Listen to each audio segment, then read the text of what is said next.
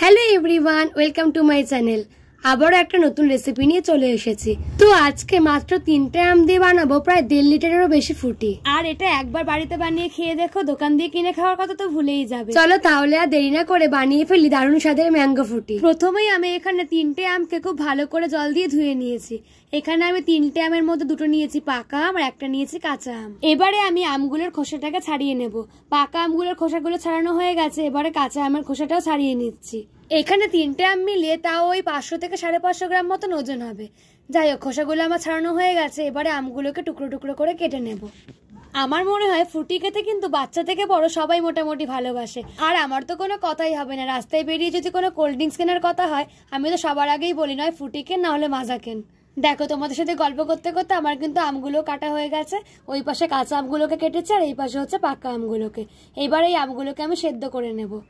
গ্যাসে একটা কড়াই বসিয়ে দিয়েছি, এবার এতে আমি এই কেটে রাখা আমগুলোকে দিয়ে দেব।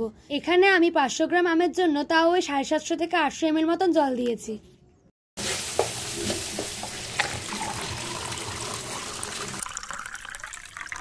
এবারে আমি এর মধ্যে দিয়ে দিলাম সামান্য পরিমাণ নুন, মানে সেদ্ধ হওয়ার জন্য যেটুকু নুন লাগে ওইটুকুই নুন দিয়েছি।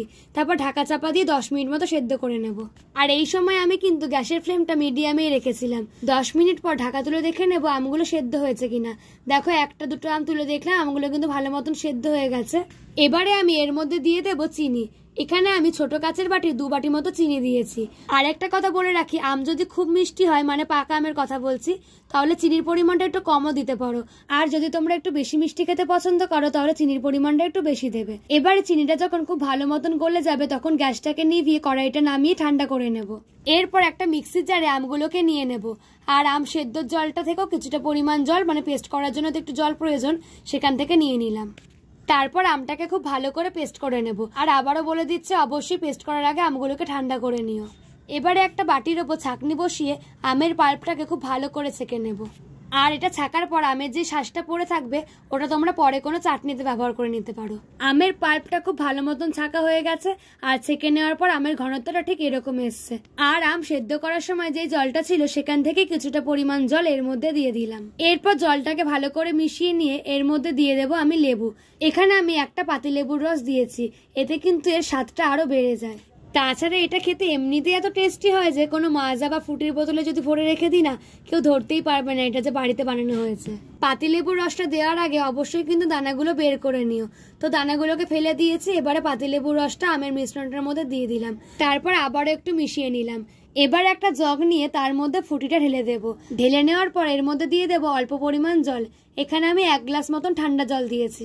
তারপর টেস্টটা ব্যালেন্স করার জন্য এর মধ্যে দিয়ে দেবো 1 চিমটে নুন আর দিয়েছি 3 থেকে 4 টুকরো বরফ। তারপর সবকিছুকে একটু ভালো করে মিশিয়ে নিলেই কিন্তু আমাদের ম্যাঙ্গো ফ্রুটি বা মাজা একদম রেডি। তাহলে আর কি, এই আমের সিজনে ভেজাল মুক্ত ম্যাঙ্গো ফ্রুটি বাড়িতেই বানিয়ে ফেলো। আর আমি তোমাদের একদম গ্যারান্টি দিয়ে বলছি, টেস্টের কিন্তু একদমই হেরফের হবে না। যেমন আমরা দোকান থেকে কিনে খাই ঠিক তেমনই কিন্তু টেস্টটা হয়।